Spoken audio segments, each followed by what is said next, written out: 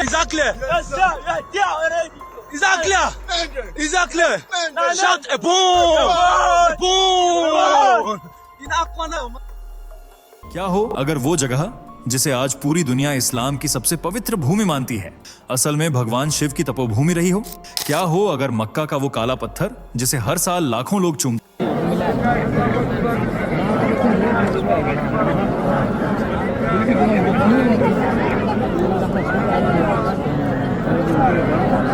असल में शिव के आंसुओं से बना हो?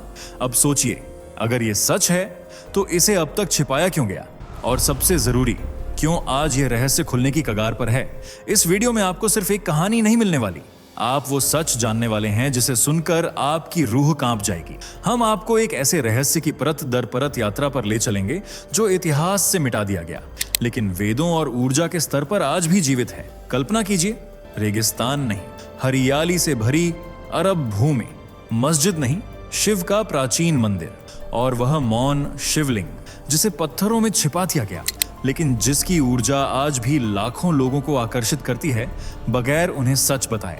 तो अगर आप उन चंद लोगों में से हैं जो इतिहास की सतह नहीं उसकी गहराई जानना चाहते हैं, ये वीडियो आपके लिए है। बस एक विनती है, बीच में स्किप मत कीजिए, क्योंकि जो सबसे खौफनाक खुलासा है वो आखिर में होने वाला है। वीडियो में आगे बढ़ें उससे पहले आप सभी से एक छोटी सी विनती है, नीचे कमेंट में जरूर बताइए कि आप भारत के किस शहर या गांव से ये वीडियो देख रहे हैं। चलिए देखते हैं, शिव भक्तों की यह जगी हुई चेतना देश के किन किन कोनों से जुड़ रही है। क्या आपने कभी सोचा है, क्या मक्का की भूमि जो आज इस्लाम की सबसे पवित्र जगह मानी जाती है कभी भगवान शिव की तपोभूमि रही होगी? क्या यह वही स्थान है जहां शिव ने स्वयं को स्थापित किया था और आज भी उसी भूमि में मौन रूप से विद्यमान है? आज आप एक ऐसे रहस्य से रूबरू होने जा रहे हैं जो न केवल आपकी सोच को झकझोर देगा बल्कि आपकी आत्मा को भी भीतर तक छू जाएगा। ये कोई साधारण कहानी नहीं, यह एक ऐसा सत्य है जिसे इतिहास की परतों ने ढक दिया है और समय की धूल ने भुला दिया है। लेकिन आज हम उस परत को हटाने जा रहे हैं। क्या मक्का में भगवान शिव आज भी हैं? आपको यह सवाल शायद चौंकाएगा, और होना भी चाहिए, क्योंकि जो हम मानते आए हैं उससे यह बिल्कुल अलग है। लेकिन कई संकेत, कई प्राचीन ग्रंथ और कई सांस्कृतिक समानताएं एक ऐसे रहस्य की ओर इशारा करती हैं जिसे जानकर आपके रोंगटे खड़े हो जाएंगे। क्या वह पवित्र काला पत्थर जिसे हजरे अस्वद कहा जाता है, क्या वह वास्तव में महादेव का शिवलिंग है? क्यों कुछ परंपराएं वहां आज भी वैसी ही निभाई जाती हैं जैसी एक शिव भक्त निभाता है? क्यों वहां आज भी एक ऐसी ऊर्जा महसूस होती है जिसे शब्दों में नहीं बांधा जा सकता? ये सब सवाल नहीं, संकेत हैं उस भूले हुए अध्याय के जो यह दर्शाते हैं कि धर्मों का अलगाव बस नामों का भ्रम है और सत्य वह तो सदा से एक ही रहा है। आज हम उसी एकता, उसी भूले हुए सत्य की ओर चलेंगे। पर याद रखिए, यह सिर्फ एक कहानी नहीं, ये एक आत्मिक यात्रा है। यदि आपने इसे अंत तक सुना तो शायद आपके भीतर भी कुछ जाग उठेगा, कुछ पुराना, कुछ बहुत अपना। तो आइए इस रहस्य के पहले द्वार को खोलते हैं। कल्पना कीजिए, एक ऐसा समय जब यह पृथ्वी आज जैसी नहीं थी, जब हवा में रेत नहीं बल्कि चंदन की महक तैरती थी, जब अरब की भूमि रेगिस्तान नहीं बल्कि हरियाली, नदियां और अध्यात्म से भरी एक तपोभूमि थी। उस भूमि का नाम था मक्केश्वर। यह त्रेता युग था, वह स्वर्ण युग जब धर्म अपनी पूर्ण शक्ति में था, जब मनुष्य और देवता दोनों ही एक दूसरे की उपस्थिति को सहज रूप से अनुभव करते थे, जब पृथ्वी के हर कोने में दिव्यता की आभा फैली हुई थी। और उसी भूमि के हृदय में स्थित था एक मंदिर, मक्केश्वर महादेव का मंदिर। ना वो पत्थरों का ढांचा था, ना कोई साधारण स्थल, वह स्वयं महाकाल की ऊर्जा का केंद्र था। मंदिर की दीवारें श्वेत संगमरमर जैसी थीं, लेकिन उन पर कोई मानव हाथ नहीं चला था। वे प्रकृति द्वारा स्वयं तराशी गई प्रतीत होती थीं। वहां का शिवलिंग कोई साधारण प्रतिमा नहीं था, वह स्वयंभू था, प्रकट हुआ था, अवतरित नहीं किया गया। जब रात्रि होती और पूरा नगर नींद में डूब जाता, तब भी वह शिवलिंग अपनी दिव्य आभा से क्षेत्र को प्रकाशित करता। वह प्रकाश चांदी से भी मधुर था और उसके स्पर्श से ही मन की अशांति शांत हो जाया करती थी। जब सूरज की पहली किरण उस शिवलिंग पर गिरती तो लगता मानो स्वयं ब्रह्मांड शिव के चरणों में नतमस्तक हो रहा है। पक्षी मौन हो जाते, हवा ठहर जाती और हर आत्मा जैसे उस दृश्य को संजो लेना चाहती। मक्केश्वर महादेव का यश तीनों लोकों में गूंजता था। स्वर्ग से देवता, गंधर्व और अप्सराएं दर्शन हेतु आते थे। वह कोई मनुष्य मात्र का तीर्थ नहीं था, वह देवों की आराधना स्थली थी। ब्रह्मा, विष्णु और इंद्र तक जब किसी संशय या संकट में पड़ते तो इसी स्थान पर समाधान पाने आते। उस समय ना कोई जाति थी, ना कोई अलग धर्म, सब केवल एक ही सत्ता के उपासक थे, महादेव के। मक्केश्वर की भूमि पर भक्ति, प्रेम और शांति तीनों एक साथ निवास करते थे। ये वही भूमि थी जिसे समय ने रेत में बदल दिया, पर स्मृति अब भी बाकी है और आज हम उसे पुनः जागृत करने जा रहे हैं। जब सृष्टि की प्रथम कंपन उठी, जब आकाश और पृथ्वी का प्रथम मिलन हुआ, तब कुछ स्थान ऐसे थे जिन्हें स्वयं ब्रह्मांड की चेतना ने तपोभूमि के रूप में चयनित किया। मक्केश्वर उन्हीं में से एक था और उस भूमि पर स्वयं भगवान शिव ने पहला चरण रखा था।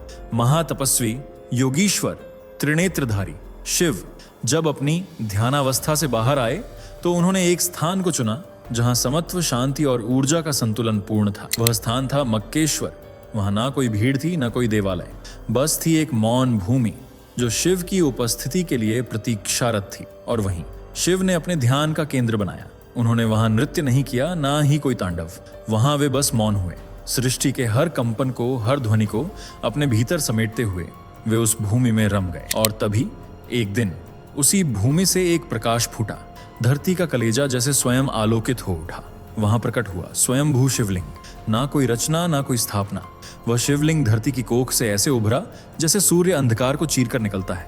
वह उज्ज्वल था, श्वेत संगमरमर जैसा, लेकिन उससे जो प्रकाश निकलता था वह किसी चंद्रमा से भी मधुर, किसी सूर्य से भी कोमल था। उस शिवलिंग की आभा इतनी तीव्र थी कि वहां खड़ा होना कठिन हो जाता। लोग उसे देखते तो नेत्रों से आंसू बहने लगते। वह कोई प्रतिमा नहीं, वह साक्षात शिव का साक्षात्कार था। और फिर धीरे धीरे उस क्षेत्र में जीवन उमड़ पड़ा।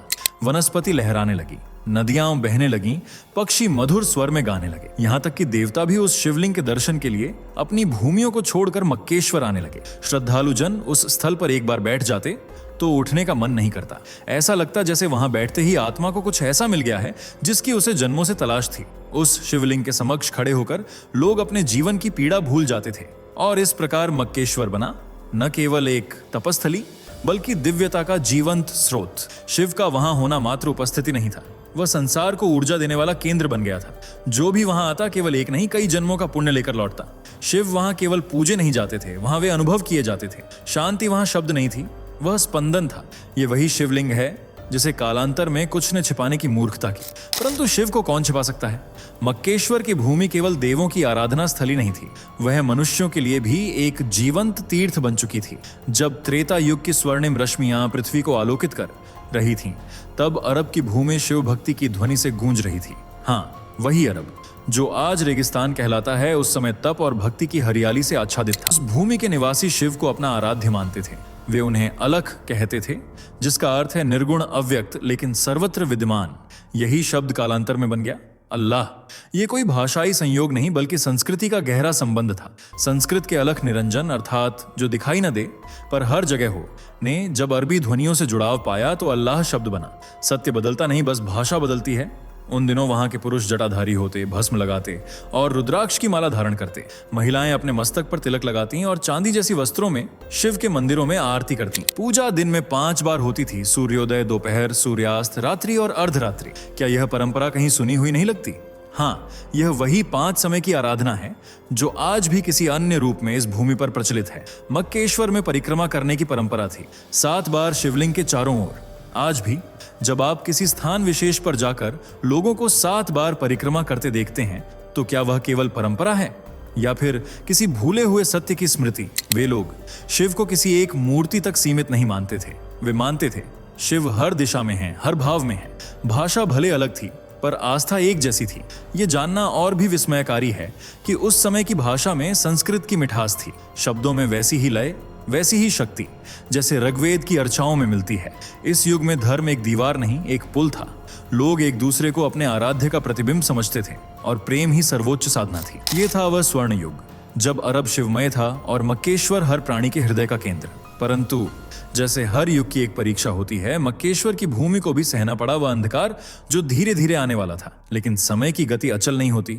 जैसे सूरज ढलता है वैसे ही स्वर्ण युग भी धीरे धीरे अपने अंत की ओर बढ़ चला। त्रेता बीती, द्वापर भी बीत गया और अंततः वह भयावह युग आया, कलयुग। कलयुग का आगमन केवल समय का परिवर्तन नहीं था, यह मानव की चेतना में अंधकार के प्रवेश जैसा था।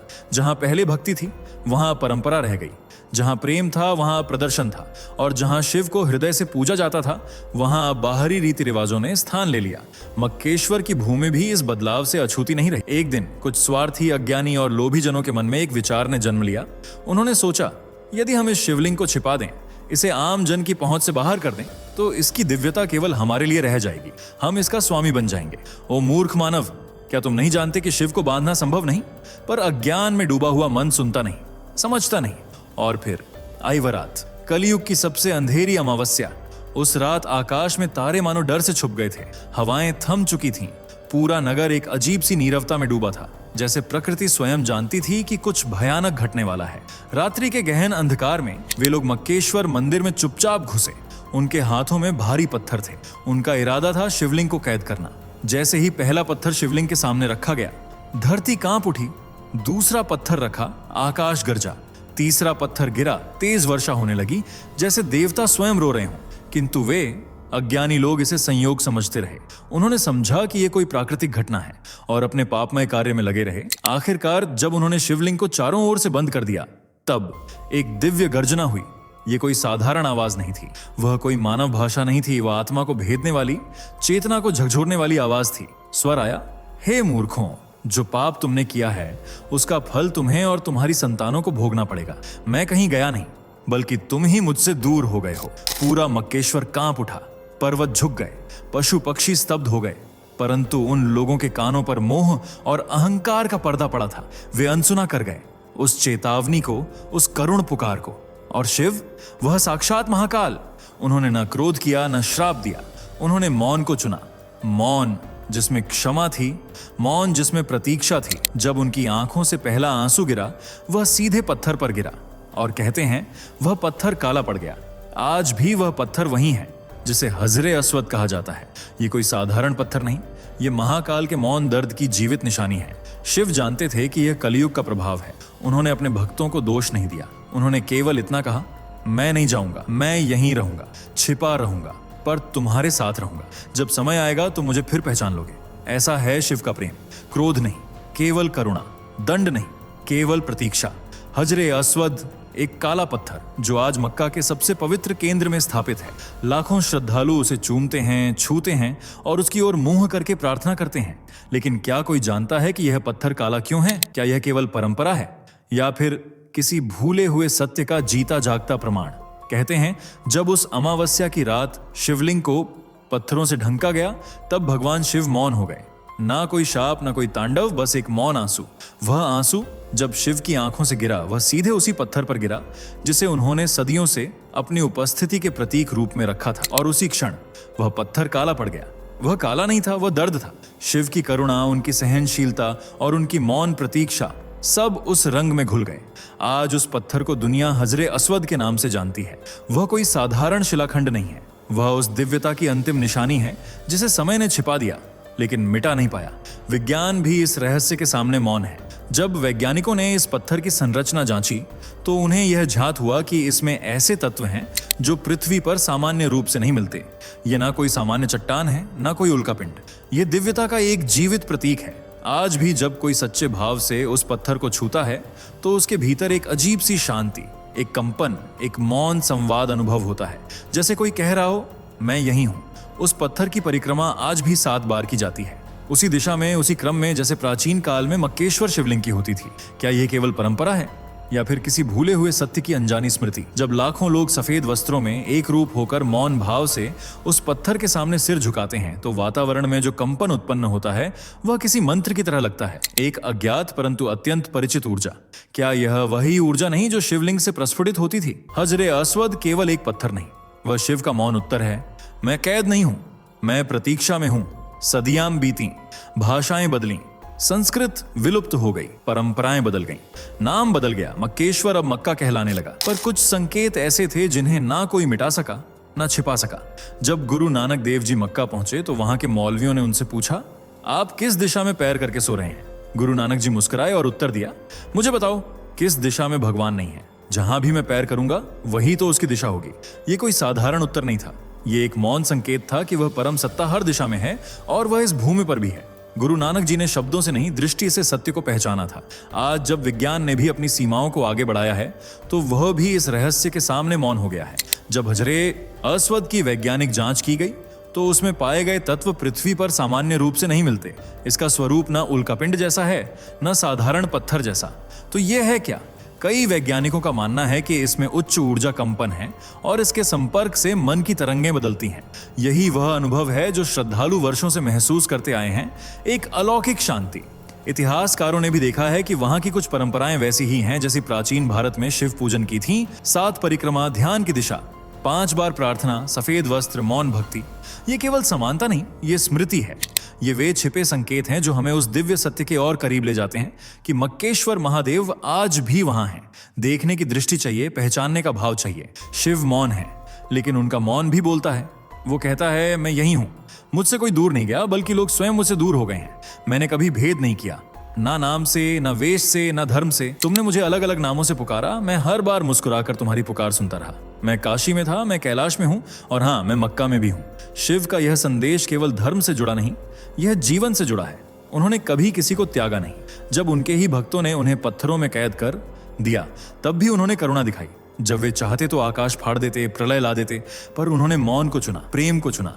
शिव कहते हैं, तुम लड़ते रहे धर्म के नाम पर, भाषा के नाम पर, रिवाजों के नाम पर मैं तो बस देखता रहा, इंतजार करता रहा कब मेरी संतानें एक दूसरे को गले लगाएंगी।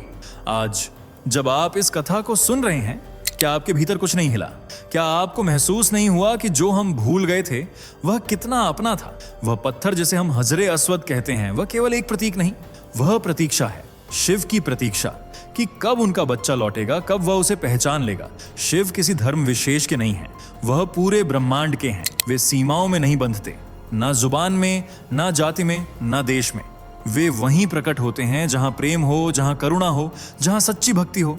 आज का युग सूचना का है, लेकिन इस जानकारी के शोर में ज्ञान की मौन ध्वनि दब गई है। अब समय है उस मौन को सुनने का, उस पुकार को पहचानने का। शिव कह रहे हैं, अब जागो, अब प्रेम करो, अब एक हो जाओ, क्योंकि जब तुम एक हो जाओगे तभी मैं भी मुक्त हो जाऊंगा। हाँ, उन्होंने ये कहा था, जब मेरी संतानें आपस में प्रेम से रहेंगी तब मैं फिर प्रकट हो जाऊंगा। सोचिए, क्या यही वह समय नहीं जब धर्म को दीवार नहीं सेतु बनाया जाए? जब यह स्वीकार किया जाए कि चाहे कोई उसे शिव कहे, ईश्वर कहे, अल्लाह कहे, वह सत्ता एक ही है। उस दिन जब हम सब इस सत्य को स्वीकार करेंगे, मक्केश्वर की भूमि फिर से जागेगी। वह मौन शिवलिंग फिर से बोल पड़ेगा। माता पार्वती आनंद से नृत्य करेंगी, देवगण गूंज उठेंगे और यह धरती फिर से स्वर्ग बन जाएगी। लेकिन उस दिन की प्रतीक्षा क्यों? आज ही क्यों ना वह परिवर्तन शुरू हो। शिव को बाहर मत खोजो, वो तुम्हारे भीतर है। जब तुम किसी भूखे को भोजन दोगे, वह शिव होगा। जब तुम किसी शत्रु को क्षमा करोगे, वह शिव होगा। जब तुम किसी को प्रेम से गले लगाओगे, शिव वहीं होगा। इसलिए अब, अभी, इस क्षण से प्रेम करो, शिव को अपने भीतर पहचानो और इस धरती को फिर से मक्केश्वर बनाओ, एक ऐसी भूमि जहां भक्ति, करुणा और एकता का राज हो। अगर आपने यह कथा अंत तक सुनी है तो शिव की वह मौन पुकार अब आपके भीतर गूंज रही है। अब उस पुकार का उत्तर दीजिए। हर हर महादेव, ओम नमः शिवाय। दोस्तों, आपके स्क्रीन पर 2 और वीडियो दिख रही हैं, जिसे देखने के लिए आप स्क्रीन पर क्लिक करें। दोनों देखिएगा, बहुत अच्छी वीडियो बनी है।